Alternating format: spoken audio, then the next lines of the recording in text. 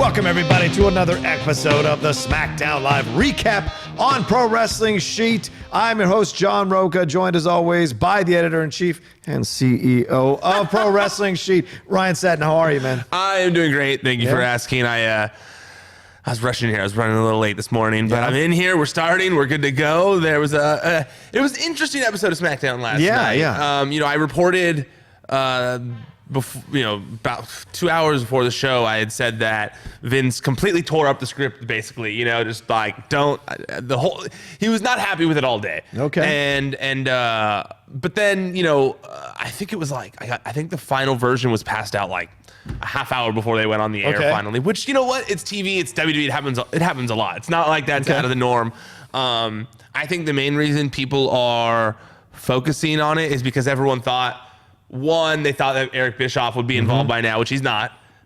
He's still just kind of understanding his surroundings. He has not had, from what I've been told, he hasn't pitched or suggested anything that's made TV yet. Wow. He's still just kind of there. Okay. So I think that people were, because they thought Bischoff was involved and that Vince is tearing up the Bischoff scripts, that's why it was of course being brought up so much. And you know what? From what I've heard, ultimately, after all that drama yesterday, what ended up airing wasn't too far off of what was initially brought to Vince, from what I've heard. There were little things that changed, a few additions, things he added or strengthened or whatever. But ultimately, I thought the show ended up being a strong show, a strong go-home show. Not like the best go-home show of all time, but I mean, there were things I enjoyed on it. Certainly Raw eclipsed it, I think, in terms of setting up the matches that they had to do. It doesn't mean SmackDown was necessarily a bad send-off show. They had a little less work to do. That's all. That's just a matter of workload versus the shows, and I think that has to be factored in the situation. I'm glad you clear up the Bischoff thing, because a lot of wrestling fans, especially WWE diehards, do want to jump on Bischoff at any moment that they can, and certainly there's all these kinds of narratives that get started about issues between Vince and Bischoff, because Bischoff was such a competitor of Vince's in the 90s and into the early 2000s. So you put that out there and you're like, okay, is this really what's happening? Is Vince once again just humiliating Bischoff all over again? Because it's not like Vince doesn't have a petty streak within him, as we see in EC3. So you wonder what's the situation here. I'm glad you're clarifying that. I don't know. EC3 is involved in that. I don't know if that's a petty situation. I don't know. It feels like they're not giving him anything to do. I don't know if it has anything to do with his Impact Pass. I mean, look at AJ Styles. Well, who he's related AJ Styles to. and Samoa Joe. I mean, who he's related He's to. not actually related to Dixie Carter. The narrative, the storylines. But yes, I think that it's interesting, because I think the other reason is because they say, everyone goes, oh, well, Vince was just on that conference call and he said he doesn't want to be in the weeds anymore or whatever.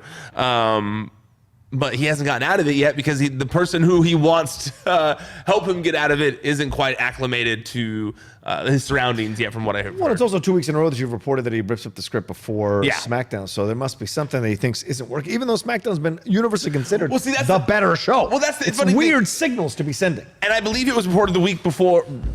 I believe it was in 3 weeks. I only reported it last week and this week, but I think it happened the week before too. Wow. And it's funny because SmackDown has been good the past 3 weeks. It's not like SmackDown hasn't been good the past 3 weeks. So it's funny because everyone, when I put something like that out, there's all these responses like, well, Vince needs to be fired, or Vince needs to retire, or abort. And you go, well, I mean, he kind of made the show better at the end of the day, I think. Well, we don't know better, because I don't know what the original show was. But the show wasn't bad at the end of the day. It's not getting bad reviews. No. And so, I mean, at the end of the day, that's really what matters. And like you said, I think that a lot of these storylines were properly built already. Especially the ones that were SmackDown focused. So I think that there wasn't a lot for them to do on SmackDown. Yeah, well, let's start off with not a lot for them to do, which was basically a rehash from Raw, having Charlotte come out, do her whole promo talking about how, Trish couldn't stand the challenge when it got too hot and got out of the kitchen and went home. She talked about how other people don't have that drive to keep fighting through and maintaining and blah, blah, blah, and called her into question, basically, which, it's not true, but you got to do something for a promo.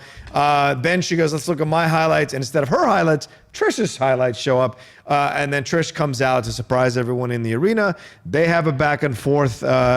She says she's been dreaming of one more match, and even quotes Harley Race. But then then she gets slapped by Charlotte. Or Charlotte gets slapped, but Charlotte does not retaliate. Very interesting decision. So, what do you think of this whole promo back and forth? I mean, it was good. This was one of the highlights of the show. Exactly. Two pros doing their thing. Yeah. Charlotte right now, I mean, she is really. My whole thing is kind of like we were talking about yesterday with the acting side of things. Is to me, it's a lot of times in wrestling, it's very obvious when someone is like memorized a script. And Charlotte never really feels that way to me. Nope. Charlotte does feel like these are words that she is saying. It's really her cadence too. Yep. She doesn't have some of those ticks you see of like that you see the wrestler when you can tell they're trying to remember their next line or whatever. It just kind of feels natural. Mm-hmm. And I'm sure it's because her father is Ric Flair, right? Who she her whole life got to watch the best promo of all time, in my opinion. Well, her and The Rock, it's close, but the two of them, but one of the best promo workers of all time. Yeah. So I'm sure she's had a lot to study from, and it actually does remind me of Ric Flair in a way, because he also always believed what he was saying to a certain degree. So, no, not to a certain degree, to the fullest degree. So he still believes everything he says to the fullest degree. Right. So yeah, I really enjoyed the Charlotte side of things. I thought, once again, Trish played her role very well. Yeah.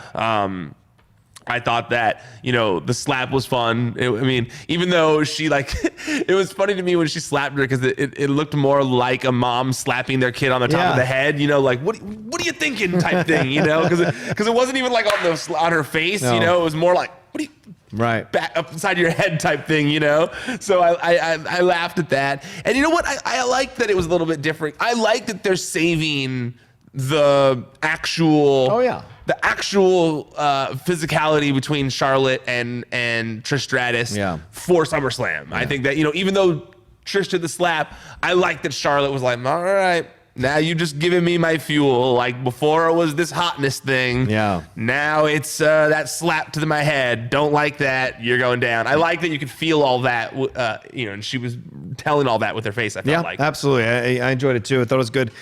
Build a little more extra sauce already on a cake or whatever, a piece of food that's already been cooked really well. So don't put sauce on cake. Well, that's true. I guess chocolate sauce. Strawberry sauce. I'm not gonna argue that. Depends on the sauce, I guess. That's true, like everything in life. We go next up to Ziggler. He's taking on Rey Mysterio after the break, and then you see Ziggler come out mocking Goldberg's entrance, and I thought this was hilarious. Totally works. Ziggler coming out, everybody making a deal out of it. He comes out, Rey comes out, does his thing, and then Ziggler proceeds to attack Rey outside the ring and destroy him. What was the reason? Was this to push Ziggler even more so in the kind of Randy Orton legend killer thing? Or is Rey hurt and needs a little bit of a break again? No, I think it's the former. Okay. I think that it's just to put some heat on Dolph Ziggler for beating up a legend prior to SummerSlam. Then you're like, I want to see that Dolph Ziggler get beat up. Do it, Goldberg. Yeah. Squash him in 10 seconds, So I think that I think it was merely to get some heat on him, and he got it twice, because they really put some extra on him. They were like, okay, beat up a legend, and then they had this whole Ali thing. Ali comes out to kind of save Rey, gets into it, and then they have a fight. Didn't last too long, but certainly enough to show the skill set of Ali and Ziggler and the chemistry. Ziggler gets the clean win here, leading him into the fight with Goldberg. So Ali, I guess, is a face now. With all these promos, Ali's a face now. I think he's been a face the whole time. Well, yeah, but we've been discussing him going either way. You can go either way with it, but certainly a face now. But I don't know if he's been a face the whole time. I don't know if the crowd was excited about it. Did you sense the crowd was like into it? Well, here's the problem. Yellow tights don't help. Let me tell you, yellow tights rarely help. Hey, we talked about how much we liked Andrade's yellow tights. That's Andrade, though. That's different. He can make it work. Fucking Rocha. It's gold. He's wearing gold. No, he's wearing yellow. Was it? Yeah. All right, fine. Andrade makes it work. I think the real reason the crowd wasn't into it was less Ali and more the confusion of like, wait, what just happened? Oh, okay. Because it was weird how like Ali ran into the ring and then hit him with a move and just like a match started. Yeah. Well, but we've had that happen for the last few weeks. But I think maybe just for me as the viewer, the real confusion was when they did the picture-in-picture after Ali ran out. Oh, right. They do the picture-in-picture, and Ali's cutting a promo in the ring, I'm assuming explaining why they're going to wrestle, and you see Dolph Ziggler on the outside going like, no. Right. And then like gets in, and then the match starts.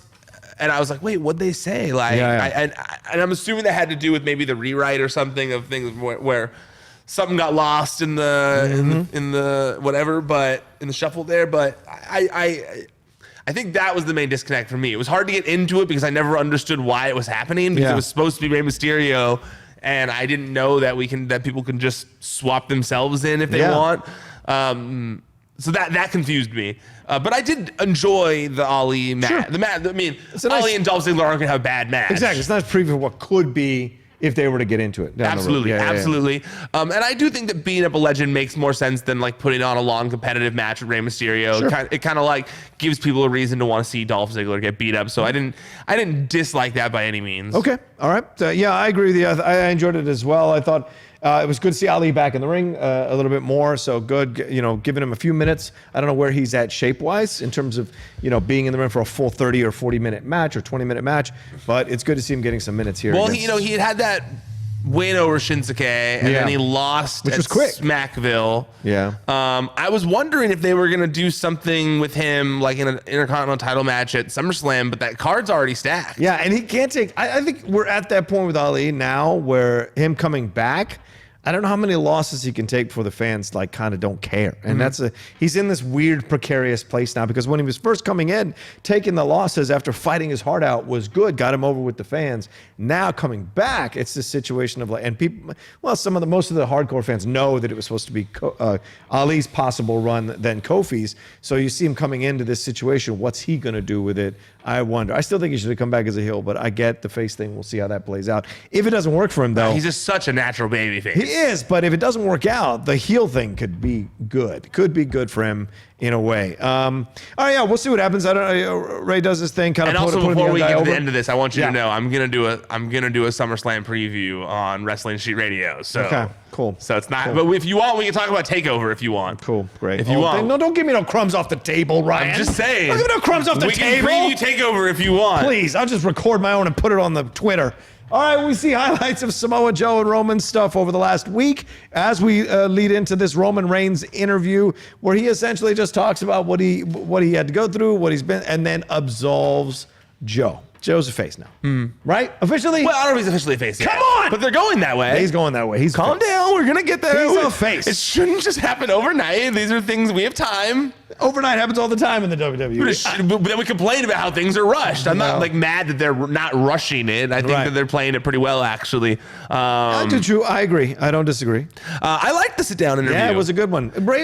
Roman is when it doesn't feel scripted and Roman can just be himself. I think Roman's a very interesting, charming dude, and so that kind of felt that way throughout this whole interview. Yeah, he definitely. I completely agree. It didn't feel like he was like forcing any cheesy lines. He felt just like a stoic man who's overcoming people trying to murder him on TV. Yeah. Which I like. The angle has grown on me. I'm into it. I like we said yesterday. I like this sit down. I feel like they did a good job. I feel like I like when things are switched up. When it's not just the normal backstage. When it's not just the same places all the time. So I like when they do these kind of like more serious sit down type things. I felt like Roman absolving Joe was interesting. It does feel like we're gonna kind of like lead in that direction. He apologized. I'll save my full thing for the end, but the fact that he apologized to Joe, in my opinion, does show that they're going to go in that direction. Yeah. I feel like if Roman Reigns, top dog in the company, is being like, all right, we're judging a book by its cover, don't judge this, don't judge Samoa Joe. We've been looking at him all wrong, He's a Samoan Joe like me. We got to be cool with him now. I kind of like the way they did that. I felt like it was a nice, similar to yesterday, not changing who Joe is, but just kind of angling it in a different light, in a different way so that, it's different shades of his character kind of thing. And I like that. And I felt like, I agree with you. When Roman Reigns is himself, when he is just kind of like being Roman Reigns, the person, I feel like he's a very captivating person when he wants to be. And so, I thought this segment was a hit. Yeah, agreed. Thoroughly agree. And we'll see what the future is for Joe after this interview, and then what we're going to talk about at the end of the show with Roman and the attack. Yeah, I mean, what else can you say? That seems to be a good thing to kind of lay what's going to groundwork with what might happen at SummerSlam in some form or capacity here. All right, let's move on to Nattie versus Ember Moon. Okay, this is Ember's the face in this situation. Even though her and Bayley have been going at each other, I felt like they're both heels at this point. Yeah, it's weird. It's weird. It's weird because they're both angled as heels right now, even though they're both more natural faces. So it's like confusing. Yeah, it is confusing. It's weird how they're booking Ember. It's a decent match. Certainly some good spots, a couple of blown things, but then eventually they go out into the ring. It was like a 2-minute match. I just said it was a good match. And then they go out into the ring, and then out of the ring, and then Nattie does the sharpshooter thing, which was her way of forcing. I don't know. It's her finishing move. Enforcing this idea that this finishing move is so daunting and crazy. It becomes a no contest. Bayley comes out to help. Then Nattie shoves Bayley, and then Nattie helps Ember Moon up. So what did all of this accomplish, Ryan Satin? So what I think they were trying to accomplish was that like Ember and Nattie are both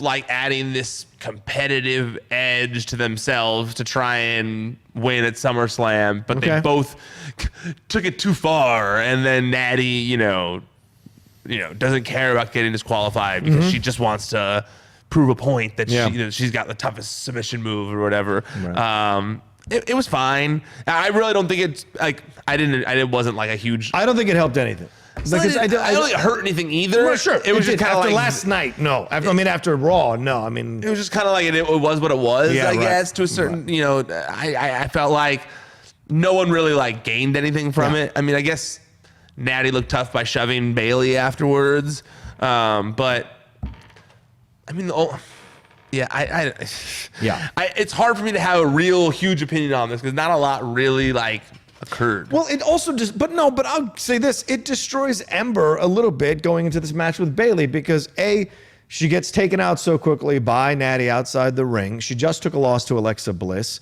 She had that back and forth with Bayley earlier, but like now, is this someone Bayley's supposed to be afraid of? Like it just doesn't build her up to be this opponent that Bayley should be worried about. And I think that's the mistake they made in this situation. They sacrificed the Bayley Ember match for the Nattie Becky Lynch match, and I think that was a bit of a mistake in my opinion. So that's where I think there's an issue here. Yeah, I get you trying to build up the sharpshooter and all that jazz, but I don't know. I just felt like it didn't do anything. Yeah, no, that all makes sense to me. Actually, that I think you nailed that. I also think if we're looking at like WWE TV logic, I think Ember Moon's gonna win the title. You do? I think she is. Okay. I think that. I have this weird feeling that that this was just like you said. Because everyone was look, Ember Moon's clearly not going to win now. Right. And since they put the women's tag titles on Alexa Bliss and Nikki Cross now, I'm really wondering if we finally see Sasha Banks come back. Yeah, maybe. And Bayley loses the title to Ember Moon. Yeah. Ember Moon gets a little bit of a run on SmackDown, and Bayley and Sasha repair things to go towards the women's tag titles. Yeah, we mentioned that yesterday in the Raw recap, the possibility of that happening. So maybe this is lining up in that way. We'll see. I'm not allowed to speculate because it's a SmackDown, SummerSlam prediction, so I'm not allowed to say anything. No, you can. I just don't want to do a full preview and take away my content for a whole nother show. Fucking Mr. Pissy Pants over here. Bah. All right, Kevin Owens shows. This is my favorite part of the night. This was fantastic. Kevin Owens coming out and calling out Shane. He says, cut the music. He doesn't let Mike Rowe even introduce him. Shane comes down. They have a great back and forth about possibly having Shane put his career on the line. And Shane, this is great. Like, what an interesting swerve to be like, I ain't stupid like you. You put it on there. You shot your mouth off. Now your career's on the line. I don't have to do it. You're doing it, so we'll see what happens. And then Shane goes, well, let's give him a preview if you want. We're done talking. They're about to get into it. Elias attacks Owens from behind. Owens does kind of get the best of him initially, and then they just kind of destroy him. Although Owens does get a great stunner on the table, but then Shane comes in, flips him on the table, then flips the table onto the announce table, onto Kevin Owens, puts the steel chair there and does the double kick, which is great. And just for good measure, slaps him on the head 3 or 4 times before he's dragged away.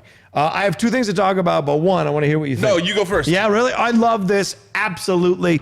This is old school 90s attitude kind of wrestling, you know? And if you're going to do the Steve Austin versus Vince McMahon kind of like light, you got to bring a little bit of the ferocity into the situation. I thought Shane, and it was about time that Shane got a little bit over on Kevin Owens because he's kind of been the running scared kind of guy over the last few weeks. So to see him get in this situation is great.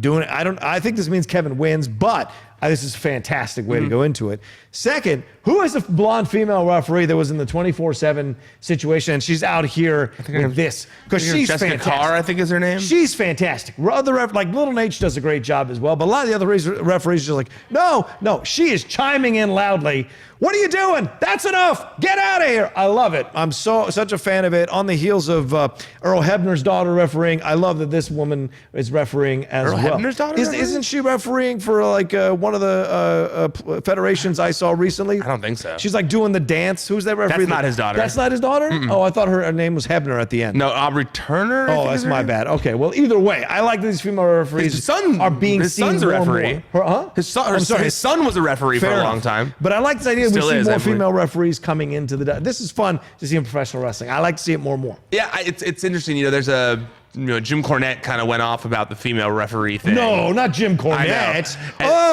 And I've seen discussion about it where some people say that like, and this is the other you're just opinion repeating what you hear, is yeah. that like they say that they don't think that a female referee holds the same kind of authority in the ring because these guys could beat her up.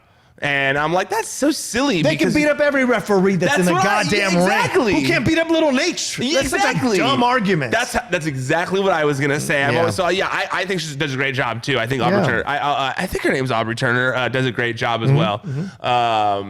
This segment, I really enjoyed this segment too. Kevin Owens is doing a great job in his current role. He's killing it lately. I think that Shane did a good job here too. Of like the same thing of like, why would I do that? Like, of course I'm not gonna do that. I'm Vince McMahon's son. Like, right. I have no need to put my career on the line. You know, I'm not giving up my stakes. I mean, just the fact that he asked Shane to do that was kind of silly in my opinion. Because you go like, well, why would he ever say yes to that? He has no. And even if he did, he'd clearly just be able to come back. You know, was that right? I don't know. I'm looking right now. What were you looking up? Just looking up the female referee for the WWE. Her name's Jessica Carr. I told you. It is? All right. Yeah. Yeah. Is that her? Yeah, isn't it Jessica Carr? Scroll down. Kanati Brink? No. Jessica Heiser. Okay. I'm pretty sure it's Jessica Carr. Jessica Carr. Here you go. WWE's first full-time female referee. Good stuff. Yeah. It's always funny. She's got 3 different names. Her name's actually Kennedy Brink, but Jessica Heiser is an American professional wrestler. She was Jessie K and Kennedy Brink in the ring. It's funny. When I interviewed Ethan Page this week, which I'm going to put up tomorrow morning, I think, we got into that of like the wrestlers and their real names and how it gets confusing. Because like more wrestlers on social media are starting to use their real names as opposed to their character name. So I was talking to him about like how confusing that gets because like I was always taught to like, well, don't say their real name if they have a stage name. You call them by their real, they call them by their stage name, what they want to be called. But then it's like, well, they were assigned that name, so it's a little bit different. And then it just gets real confusing, and it's a whole confusing world out there when it comes to shoot names and stuff. This is why I'm confused. Audrey Edwards, not Turner. Girl Hebner. That's why I'm confused. I think she's a Hebner. It's a joke. I mean, she's saying that's clearly not. It says Hebner. Are you serious? What? Am I wrong? I mean, she's clearly not being. Her name is Aubrey Edwards. What's the Hebner? She's calling herself Girl Hebner. Like I see what you're saying. Okay. These kids with their slang. I don't know. Their drips and their Girl Edwards. Someone brought up a good point. Have you not heard the song Ric Flair Drip? No, I had not heard it. It was People co-op Ric Flair all the time in the rap world for decades. Yeah, but it was I'm a whole sorry song. I missed one of those. It was a whole song about Ric Flair. Yeah. Ric Flair drip go woo on a bitch. You never heard that song? No, I haven't heard it. Man, come on, Rocha. Stop trying to be cool, man. I've got a Chance the Rapper song on my playlist.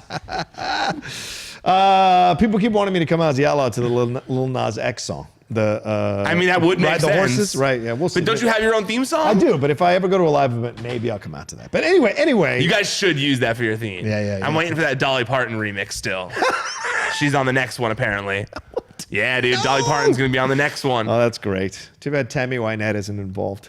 Dolly Parton's better anyways. Whoa, I know who don't fucking Tammy Wynette is. No, I'm saying she's died. She died. I was going to tell you she died. Okay, good.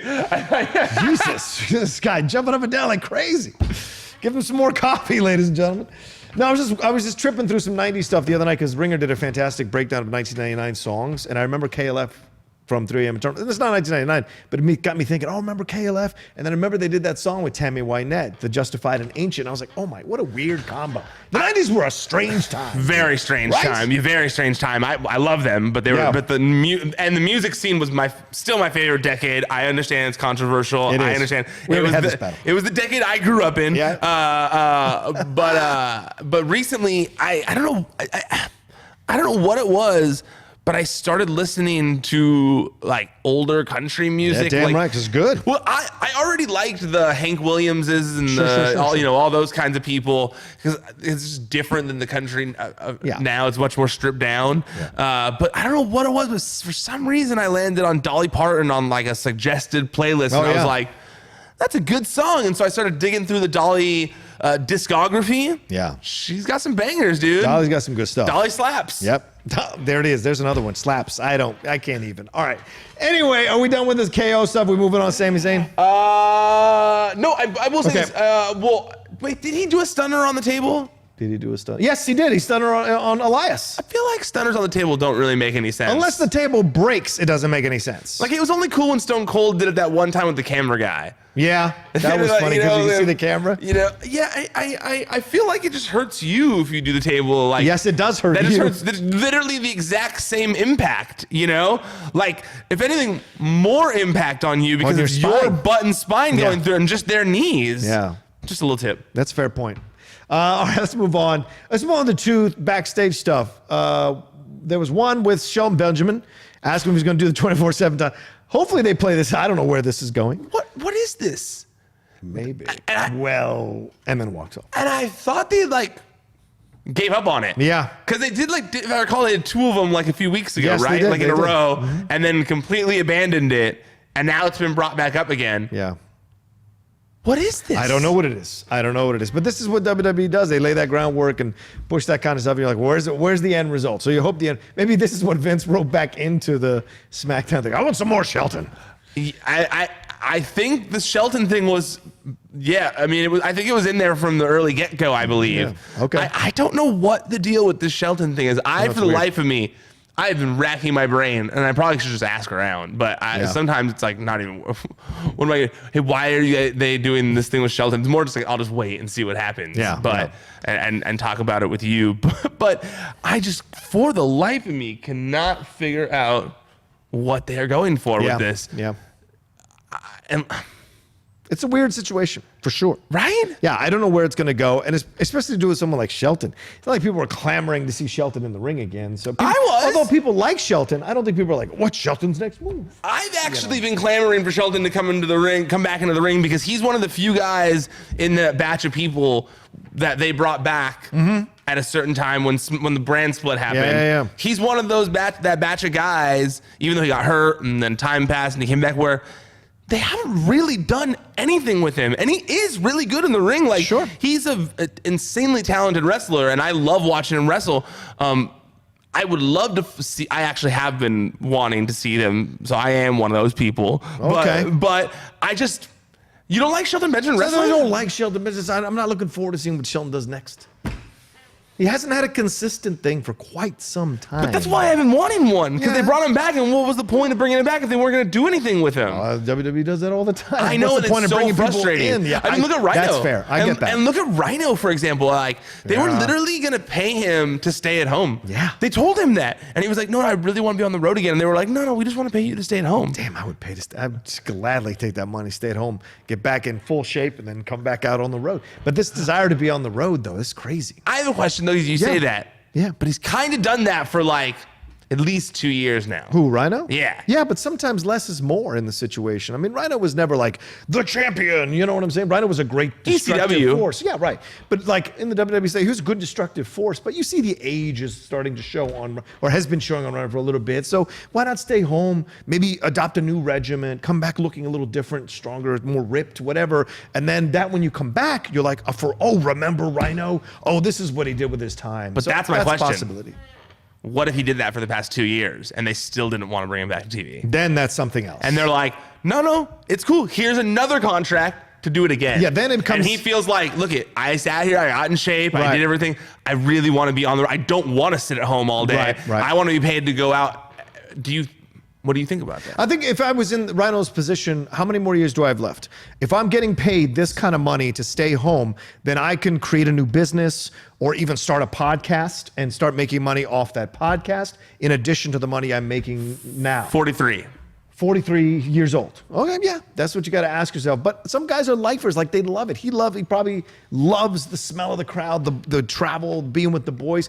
A lot of athletes, and they are athletes, folks, can't let go of being in the locker room and being around the boys and feeling the fans. And well, he said that. I mean, he said in the interviews he's done, where he basically said that his pitch to them, because he was like, no, like I don't want to stay home. Yeah. I only have so much time left, and I want to be on the road in that time that I have left, because I really do enjoy being in the locker room, being on the road, just as much as I enjoy being in the ring. And so he pitched to them, I believe, basically where he was almost like a chaperone to a certain degree. Oh, wow. Where he would ride with younger talent for weeks at a time and kind of like give them advice, give them, teach them some lessons, like, make sure they're not like, using social media wrong, and like kind of like being smart about their careers and things like that. And they were like, no, we don't need you to do that. Wow. Like, and he was like, okay. So then do you think it was smart for him to take, let's say he was making, let's say they offered him $500,000. Yeah. Probably more than that. Yeah. Probably more than that. Okay. Do you think, and he's sad at home wanting to work, does it make more sense for him to then instead take like, I don't know, around $700 a show for Impact, maybe $1,000 a show? Maybe if he wants to keep, what you mean, you mean like as opposed to keeping that money and staying at home? Yeah, I'd rather keep the money and stay at home because because for the same reasons. I'm the same way. Don't worry. Of course. But it's not because I'm lazy or don't want to work. You people know I work all the fucking time. This idea of being 43 years old and you're getting paid to stay home and you got that money. Start studying about investing. Do something with your money at that time. That's what you got to do, and start playing. You don't want to end up like those old wrestlers being a greeter at Walmart or being whatever. It's not nothing's against that. Of course, that gentleman saved people at the recent shooting, of course. But this idea of like, if you have the opportunity to make, a little bit of money, then why not 6 figures? Why not invest that money? And look at what JBL he did invest that money in a marina. He bought a marina, cool, near where he lives, and he's been working on that. Okay. And that's his side business now he's been doing. But I agree with you. I think that at that age, I mean, yeah, you might only have a few years left of wrestling, and you love it. But like, also, what if the wrong thing happens? You've gotten to a certain point where you don't need to do that. Yeah. Like, like you just don't. And you'll be fighting with greener talent who might hurt you, yeah, make a mistake. And if you start to go into the hardcore things, who knows? Look, you don't end up like Terry Funk, 74 years old and still taking tacks on his back and going through barbed wire because he loves it. I guess some people have that desire to be that, but I would advise you not to, so that you don't end up like being unable to walk. I mean, what was I watching a recent interview with an action star, and he said it takes him an hour and a half to get out of bed. An hour and a half because of all the pain of everything he's gone through and what he has to do to get out. An hour and a half. pills, stretching, all that jazz, just to be able to get out of bed. Well, Kevin Nash is doing those stem Hogan. cells. It was the Hogan. I was gonna say, it was the Hogan interview where he was talking about, an hour and a half. Hogan has to get 6, and he isn't anywhere near the hardcore matches that Rhino has been involved in. And so you look at that and you go, maybe that's a lesson for me. Well, even he said he wished he could go back and change his finishing move. Oh, sure. To a sleeper hold. Right. I was like, that makes sense. He was like, then I wouldn't have needed a bunch of surgeries. Like it would have. I could have just gotten the sleeper hold over. He's like, look at these arms or whatever. Like the mandible claw. There's no damage to your body on the mandible claw. He did a lot of other damage to his body with moves. That's fair, and not just moves. Anyway, Sami Zayn comes out to call out Alistair Black back to SmackDown here, and out of nowhere, Alistair Black actually shows up, fights him, defeats him, and in my head, I'm like, well, then why are we having a SummerSlam match? Is this done? I don't think they're wrestling at SummerSlam. So they took him off the card and put the match here? Well, they never officially added it to the card. Oh, I thought they did. Sammy said, how about I wrestle? Right. Sammy threw it out there. But Alistair never said yes. Correct. Oh. And also, you just breezed by the most ridiculous part of this entire episode. Go ahead. What the hell?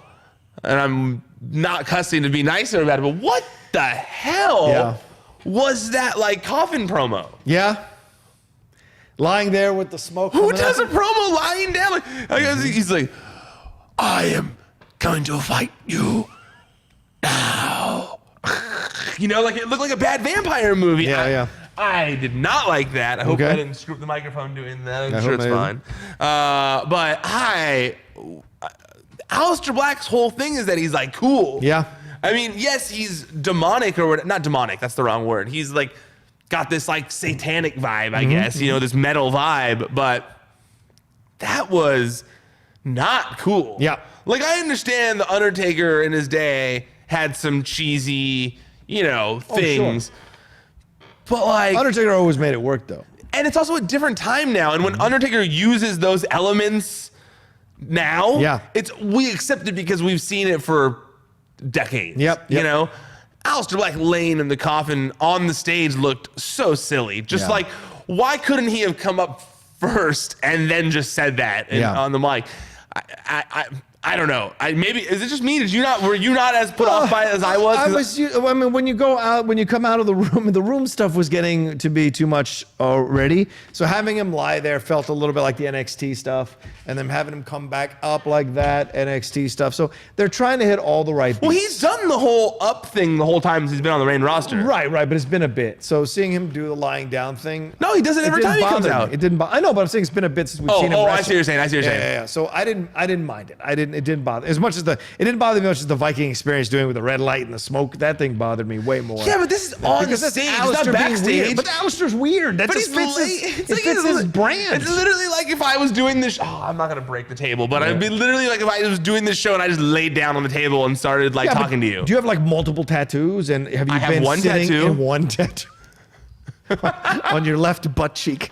No, but like you put him in, if you were in a room all the time, in a black room all the time, then that would make sense. He's a weird cat. Like that's the brand of him. And so it didn't bother me. It fit perfectly for what he does. And then he delivered a fantastic, and I was so mad I got so mad watching this match because I was like, you've been depriving us of this man's skills in the ring. He is excellent, an excellent wrestler. And it just makes me so angry that we have to wait through storylines and him sitting in a freaking room crying. And I mean, not crying, but asking for someone to fight him. And I was like, just fight, man. Yeah. And creative, put him in the goddamn ring. I don't want to see him in the room any fucking more. Put him in the ring. He's so good. I mean, the room thing doesn't bother me as much as the laying down promo, but at least we have our own things we don't like about the fair enough. The match was great. I do think that it was. When I was watching this, I was thinking to myself, what's better for these two? Pre-show SummerSlam or now? Because to me, it seemed like it was going to be added to the pre-show, this match, not the main card, because I already looked and like, the main card is so long. I mean, there's so many matches. You listed it out. It was so long, right? Shit. I thought the same thing when I listened I have to get it up at 5 a.m. on Monday morning to watch it after my anniversary stuff this weekend. Jamie, my co-host, said, should I, he's going to have some people over maybe, and he's like, should I put on a projector in the backyard? I was like, Jamie, it starts at 2 o'clock. Like, most of the show is going to be half the show is during the day. He's like, oh, that's a good point. Okay. It's so long, you'll be drunk, pass out, wake up, get drunk again before you go home. It's that long of a freaking event. Ultimately, though, I thought, okay, let's say 2 million viewers is the most, right? Sure. Probably most 1 point something, who knows, whatever. That's just, I guess, the actual ratings, I'm thinking. Versus, like, how many people are watching the pre-show? Probably the same amount. Yeah. So it really doesn't matter, I guess, that it's not on one or the other. And I guess here... I don't think the same amount of people watching the pre-show as the main thing. No, as SmackDown. Oh, okay. I see what you're saying. Do you think that's equal? Pre-show to SmackDown? Probably. Right? Maybe closer to NXT even. Between NXT and SmackDown, maybe. Okay. Because I don't think a lot of people watch the pre-show. I think people just go like, look, I'm going to give you 4 hours of my day. That's what I've been doing historically for my whole life. Are kids watching pre-shows? Possibly. But like to me, if you're watching pre-shows, you're not covering WWE, it's kind of weird. And there's a reason why they don't put the huge matches on pre-shows, because they know not the same amount of people watching the main show. And so that's the way I look. It's like, oh, how many people are watching the pregame show of NFL versus the actual game? I think more people are watching the game than they're watching the preview show. Fair. No, that makes sense. Yeah. Well, the pre-show has matches on it, though. It does, but they're not like for the WWE title. And the pre-show is given away for free on all their platforms. It is. So you don't have to have WWE Network to watch it. You can just watch on Twitter. You can watch on YouTube. Look, there's a lot of channels I can watch for free until I don't watch them. Yeah, a lot of people don't have TV anymore. That's true. They You know? stream it. Yeah. I don't know. It's a good question. I don't have the answer. It's more something I was wondering while I was watching this. I was thinking, like, what's better? So then, do you think I'm sure there's stats? Yeah. better? More people are watching it if it's SmackDown. Oh, I see what you're trying to do. Oh. Like, I'm wondering, are more people watching on SmackDown, or would more people have seen it on the pre-show? I think more people would have seen it on SmackDown than the pre-show. So then it's good that it was on SmackDown, it's right? good. At the end of the day, right? It is good. 'Cause they're two awesome wrestlers. Yes. But they didn't get a lot of time. They didn't work a long match. That's the only problem. I felt like they should have been given as much time as like Rey Mysterio and Andrade were given. Yes. And they didn't. They should have. If anything, that was kind of my main issue throughout the whole night. Yeah. And I think that's kind of evident in me not having like a lot to say about some of the things, is that everything's made me feeling like there was one extra thing missing. Like I didn't feel like I don't disagree with you. You know what I mean? Like there was that extra, like, okay, it didn't satisfy me enough. Like it satisfied me, but it didn't make me go like, it was what it was. A lot of these things. I think another thing, and we're moving on to it now, the Firefly Funhouse. I don't ever need to see another one of these sketches. Oh, get out of here! What? I'm done. Oh, I loved it. Just fight. I'm done. Why are you so anti-promos? That's not a promo. Or that's not backstage that's a vignette or something. You're real anti those. Yeah, I did. Well, no, I just get to the point where I'm like, okay, once you establish them, cool. Let's move on. But they're overusing them for so many different wrestlers that I'm at the point where I'm like, I don't want. Like what the Usos do is great because they use the environment, right? This is a set. This is something else. And so for me, or the Black Room, all of that is kind of stagnant. Whereas the Usos use whatever room they're in to do what they're doing, walk through it. It's movement. It's active, and I like that. This is stationary. Stationary, I think, is boring after you establish. You do it for a little bit. Going back to it, it's just boring. The whole thing about Finn, he's covering up, or like the pig eating to cover up his insecurities, which of course is maybe a shot at himself, and then talking about Finn's courage and having the Fiend come in. And it is the first time we do see the Fiend say, "Let me in." So I guess I think we've seen him say it before. Have we? I think so. Okay. I don't remember, but maybe we have. It's notable in that way, I guess. But what did this accomplish? It accomplished nothing, so why have it? The only thing it accomplished to me is that it was entertaining. Like, to me, I was entertained. I like all the things they're doing with the Firefly Funhouse. To me, I go like, what the fuck is happening? And not like in a way of like, what the fuck is happening? Like it's not one of those. I go like, what? You know what I mean? Like I'm just like, what is happening? Like what's going on there? Because I feel like if there's anyone in WWE who like understands what's happening, it's Bray Wyatt. And I love that. I think that, and so I wasn't bothered by it. If anything, I applaud things that are like out of the box. So to me, this is so unlike anything we've seen in a long time, in my opinion, that I welcome it. I like the Firefly Funhouse things. I think that they're just weird because if you talk to me in a year and we still have gotten like no advancement and it's still just like, we don't exactly know what's going on, I'll like it a lot less. I'll be honest with you, because I feel like... You want a year more of Firefly Funhouse? Yes. If done right. No. Not just the same thing. Like, I want layers to be pulled back. Like, still. I liked initially it was like we were pulling back layers a little bit. And I want to know what's going on, because I still think there's more going on than just like a man with his puppets. I think that's a fair criticism, right? Maybe that's my issue with it, is I need to see something different. Yeah. And it's cool. Okay, if you want to go back into the Firefly Funhouses, for me, this did nothing. It hit the same beats over and over again. That's fair. And I think you're right. I think stripping it down a little bit, maybe having his own pets turn against him in a way that he can't stop them. Yes. That where his own insecurities come into or his own fears come into the situation when he's normal Bray Wyatt, and the Fiend has to come out to put everybody back. But also in the remember, box. this is the first, technically this is the first feud we've seen Fair enough. with the Fiend. So Yeah. this is really just chapter 2, right? Because the chapter 1's been all the setup It's been stuff. a very long chapter, yes. Yeah, but I feel like it's all kind of been Firefly Funhouse. Chapter 1 is over now, and now he's like, the Fiend is coming to the ring, so we're finally going to learn what the Fiend is all about. We still, to this day, all we've seen is him coming in the ring for a brief second, or him being on the stage for a brief second. We haven't even seen a full entrance yet. So what you're saying is we've seen the Fellowship of the Ring, which is long and boring, and then now we're into the Two Towers, which is where shit really starts to happen. Oh, you agree? Yeah. No one ever says that. Of course, no one ever says that. I have to take the hits all the time for it. I'm finally movie happy. is so boring. I talk so much shit about Inception that the other one. I can't go with you on Inception. I like Inception. I know, but the other one that frustrates me is the first Lord of the Rings movie. I remember being so mad in theaters when it was over, and everyone always, oh, it's the best movie, and I would be like, what are you talking about? And it would make me so mad, because I remember being in theater, and he gets to spoiler alert, I guess. He like gets to that lava or whatever, and then he like is holding it out, and then the movie ends, and I was just like, what happens? What the fuck? I just watched a 3-hour trailer for the next Lord of the Rings movie? That's all this is? That's a great way to put it. That's what I was. It was like, 3-hour trailer.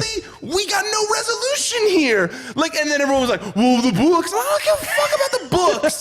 Like, I just paid money to go see this 3-hour trailer. What the hell? That's a and I fair remember point. I was so mad, and I refused to watch the next ones. I was like, nope, not wasting my money on that trash again. And then like years later, I was homesick, and like it was like a TNT or TBS was like all day running of like Lord of the Rings, where it was just all day. Yeah, they just all day they used to do that, and I was like, oh, I guess I'll watch the second one. We'll see what happens after he gets to the lava. And then like when I watched it, I said like I ended up getting stuck, and I watched the whole, both movies at the end of it, and I saw all three then, and I went, that was pretty good stuff. I liked how that ended. The second and third movies are not bad. No. The first movie is so goddamn boring.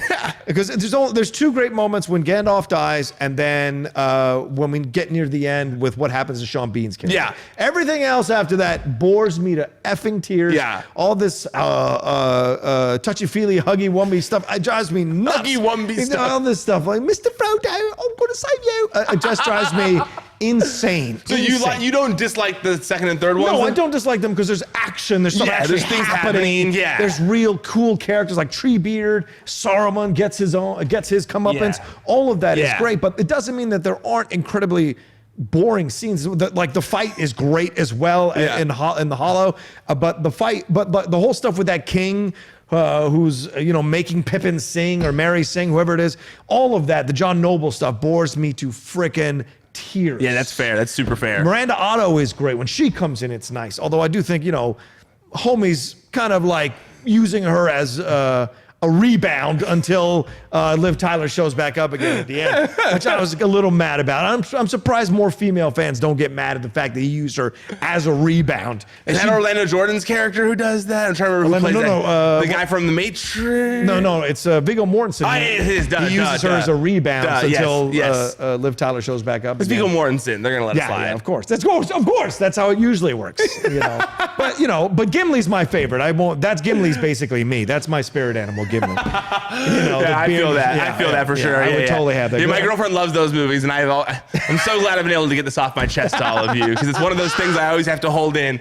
But I'll never forget me being in the theater that day, just like, and then, what the fuck? I had to wait another year. What the fuck? To be continued. Fuck you! All right. Elias is talking to somebody in the back there. I'm sorry, I don't know who that wrestler is. Chad Gable. Is that Chad Gable? He cut his hair. Oh, he looks so different. Yeah, he cut his hair. He looks really different. Oh, and he didn't have the jacket on. No. Which he's been wearing. Oh, so that's why I got all confused. He did look very different. Yeah. Sorry about that, guys. I didn't know who it was. I was like, who is this new guy? All right. Rocha, you're making us look bad. Yeah, right. Well. No, he does look really different with his hair short. No, he looks so different with his hair short. I think it's a good look for him too. Yeah, I don't disagree. Certainly, I didn't recognize him, so I don't have to attach him to other things he did before. True. That's a good point. Are they setting up an Elias Chad thing, you think? It's weird. They've been similar to Shelton Benjamin. Okay. They've been doing like. Elias. I mean, Chad was walking around doing that notebook the notebooks thing. Yeah. But then they put him on 205 Live. Yeah. But then he was back on SmackDown. But then he went back to 205 Live. It's weird. And now he's back on SmackDown with like a sad boy gimmick. Yeah. So I don't know. It was I was very confused by that too. Yep. If we get a Chad Gable push out of this, I will be very happy, because Chad Gable is such a good wrestler. I hope, honestly, Chad Gable and Elias could be a pretty good program. Yeah, I don't disagree with that. Could be a good match. And two guys who need it. Yeah. So it wouldn't be a bad thing. True. All right, Randy Orton and Kofi, they do a little, Kofi sits down to this kind of a Roman Reigns interview a little bit, but with more highlights about their history. I feel like it was more similar to the Randy Orton Viper one last week. Yeah, from last week, right, exactly. Good point, yeah. So we see we see more highlights of their interaction. I think the overall theme that you get out of this is that Kofi's saying, I'm a man who wants to be a hero and inspire people to accomplish their dreams. Randy is a guy who wants to bury people and hold people down. Yes. So that's what this battle is. Two different philosophies clashing in the ring. One good, one evil, depending on your perspective. I honestly believe that this was one of the best videos. This and the Viper one last week was one of the best, feud building videos in a very long time in WWE. The Viper one did a good job of making Randy Orton look like this guy that is like a force to be reckoned with. Yeah. And this one did such a good job of Kofi being of just showing what this means to him. And for a while we had said we wanted Kofi to stop being like the I finally did it guy. And I don't think this did that. If anything, this made him feel almost like a Muhammad Ali when he was they're showing the videos of him in Ghana, and just crowds of people around him, and him saying I'm doing it for the people like me who need to have a hero. That stuff is powerful. I was Kofi. I was watching that just that was good. Honestly, I thought it was better than any in-ring segment could have done for this feud. I feel like we had said, a lot of this stuff had kind of already been built up to where it needed to be for SummerSlam. So it's hard.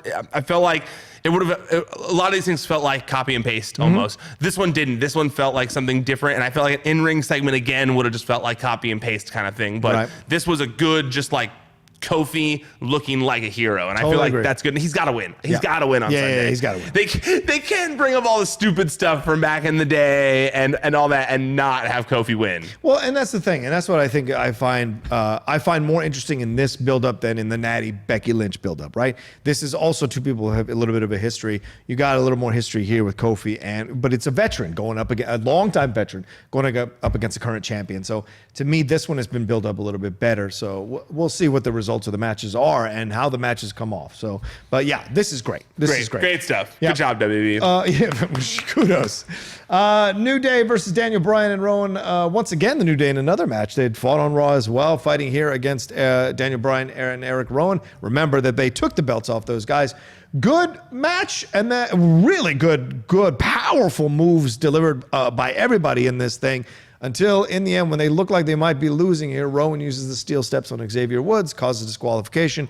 While they're beating up Xavier and New Day, we see Roman in the back kind of interrogating Buddy Murphy. Not kind of, fully interrogating Buddy Murphy. Like old school, like, you know, when the cameras are turned off kind of an interrogation. That was my favorite part about it, is that it was like Jack Bauer on 24 style interrogation, where it was like, oh, you don't want to tell me the answer? Let me shut that down. Right. If you wrap this around my hand real quick. If you watch it, he turns the body camera off his thing. Buddy Murphy off. Thank God there was a camera following him from behind.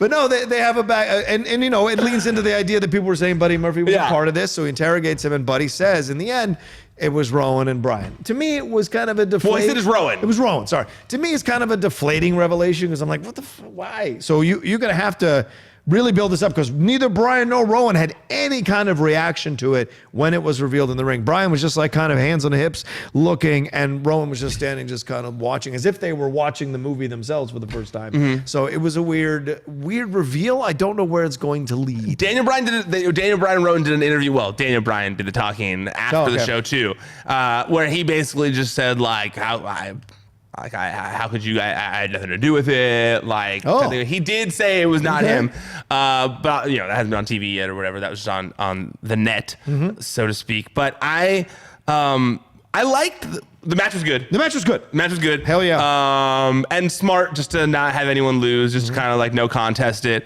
I think that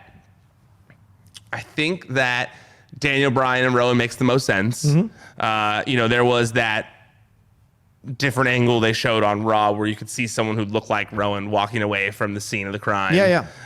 So it was already starting to kind of look like that was the direction they were going.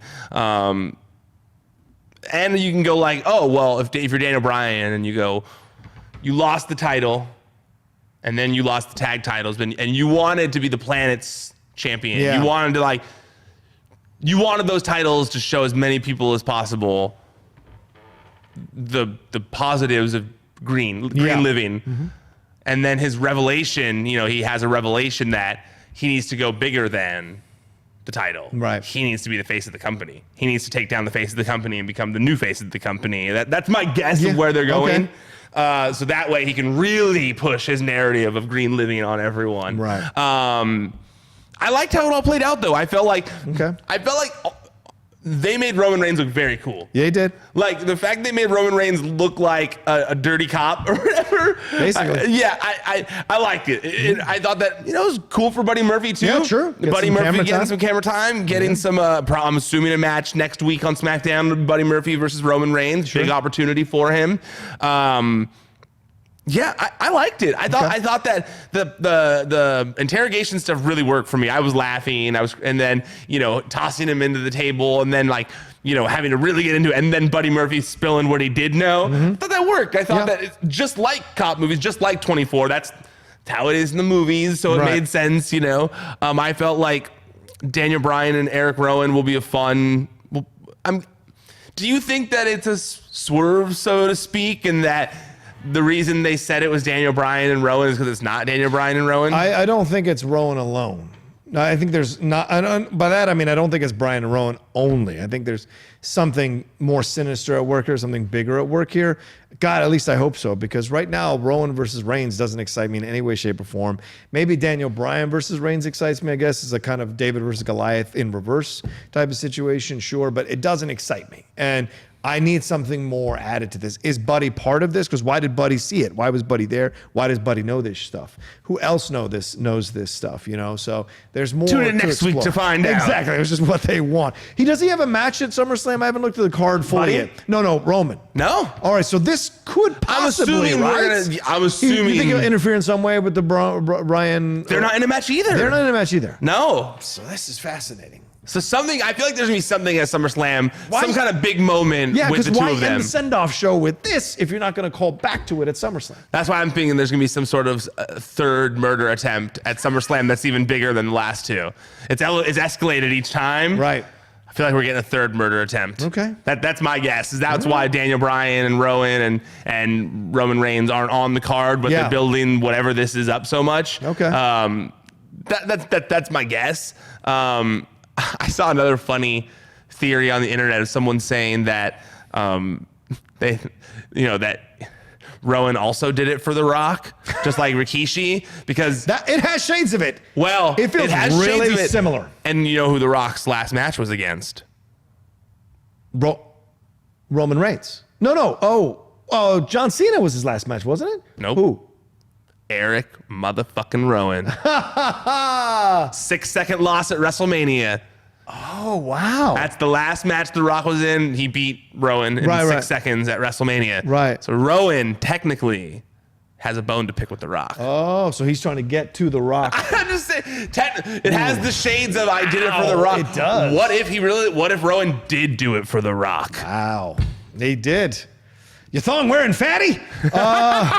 Oh, The Rock. All right, well, there you go. That's our SmackDown Live recap and review. Hope you guys enjoyed the show. Let us know what you thought about our thoughts on these storylines. What are your thoughts on these storylines on Twitter or in the YouTube comments? Ryan, tell them where they can read, watch, and listen to everything we do. ProWrestlingSheet.com. That's the website where you can find all the stories that we publish. At Wrestling Sheet on social media. YouTube.com/C/Wrestling Sheet. That's where you can find all the top stories in the world of professional wrestling throughout.